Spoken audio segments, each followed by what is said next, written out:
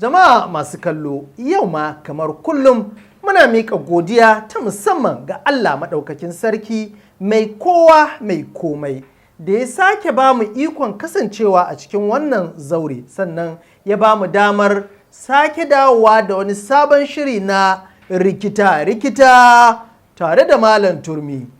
Shirin nan da ke kawo muku batutuwa daban-daban game da sabgogi, sakaci ko kuma ganganci akan harkokin rayuwar yau da kullum.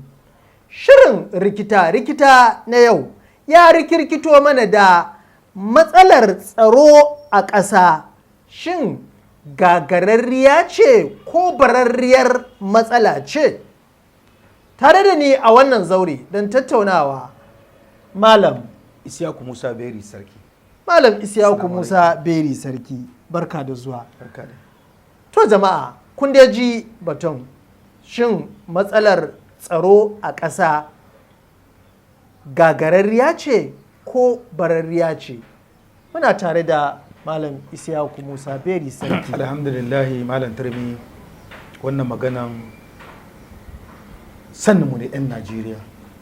Gaba ɗaya sojojin 'yan Najeriya ko a ce security na Najeriya in sun je wani aiki waje su na ɗaya ne. To wannan abin barariya ce, akwai siyasa cikinta. In 'yan arewa ne suke ce suna mulki, wanda suke taimaka musu a kan mulkin da za su yi wannan abubuwan, sai a ɗauko siyasa a ciki wanda ba za a samu nasara ba. In kuma su 'yan kudu ne suke wannan, sai kaga ana magana da kan maganan wannan tsaron a ɗauko siyasa a saka ta a ciki. Ka gaya mana yaya za a yi gaba ɗaya a ce sojojin Najeriya ba su da makamai da za su iya yaƙi da wa'annan 'yan ta'adda. To jama'a, kun dai ji kamar yadda Hausawa suke cewa babu bararre, babu gagararre sai bararre. To ga Malam Aibi Sarki ya ce wannan matsalar tsaro bararriyar matsala ce, ba gagara ta yi ba. To baka tunanin idan ka yi la'akari da misali waɗannan masu wannan aikin, ko kuma yawanci a ce masu sace mutane ko kuma masu kashe mutane, ba fa wai fitowa suke yi ga da ga a gansu ba, kaman abin ya zama kaman yakin sunkuru. Baka tunanin kila mu ma al'umma da namu a ciki? Malam Turmi, mu gaya ma juna gaskiya. Sannin ka ne in yau musa 'yan sanda ne ko soja ne, mugun mutum zai shigo wannan kasan, wallahi tallahi an sani. Kai ko sojojin ma wani lokaci za a je a yi aiki, sai ka je za ka ji an ce maka kana da wani aiki ne banda wannan, kana da wani aiki a barak ne, in ka dan taba kaɗan ka bar sauran gobe a koma. To jama'a, kun da ji yadda wannan batu ya kasance, ma'ana wannan matsalar dai ba ababa ce da ba za a iya kawo ta ba, ila kawai ba a yi shirin kawo ƙarshe ba. To Malam Aibi Sarki, menene mafita ko kuma menene shawara? Masha Allah, babban shawara shine gaba ɗayanmu mu dawo allon zane, drawing board, ko ni ko kai ko shi, ran da za ta faru mu ji tsoron Allah. Kar ka ɗauki ran mutum kamar ran tsako, ran kaza. Kai ko kazanka ne aka kashe mata shi, aka kashe maka ita, za ka ji ta. Mu cire siyasa akan al'amuranmu.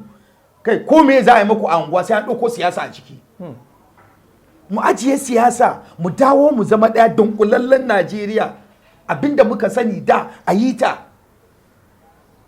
Kowa kawai na so ne ya ga cewa ya yi kuɗi.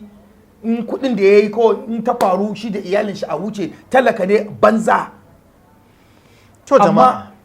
Amma mu kula, ranar da talaka zai san hannunsa, har shi ma ya zo ya ce shi ma zai tashi, ya ce shi ma zai tashi ya yi defending kanshi da kanshi. Allah ya kiyaye na gaba. To jama'a mun dai ji yadda wannan batu ya kasance. Matsalar tsaro an ce matsala ce tamu ga baki ɗaya. Saboda haka da kai da ni da ke da kowa mu ba da duk gudunmawar da ya dace, sannan ku kuma shugabanninmu ku ji tsoron Allah, ku kiyaye mana haƙƙinmu, kuma ku kiyaye alƙawarin nan da kuka yi da Ubangiji na tabbatar da kun yi shugabanci yadda ya dace. Jama'a da haka za mu ja birki ba don mun kasa ko don mun gaza ba, sai domin mu ba ku daman tofa albarkacin bakinku ta hanyar bibiyar mu a shafinmu na SME TV Hausa a Facebook ko kuma SME TV Naija a shafinmu na YouTube. A ci gaba da kasancewa tare da ni a cikin shirin rikita tare da Mallam Turmi. Mallam Aibi Sarki, mun gode da amsa gayyata. Jama'a a shakata da wannan, sannan mu huta lafiya.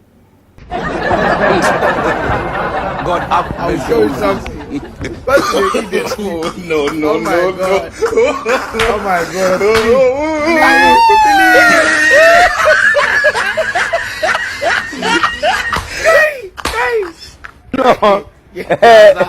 Yes, I'm because in the sleep they eat up.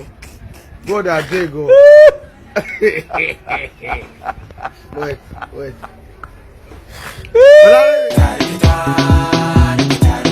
Shitty na Allah.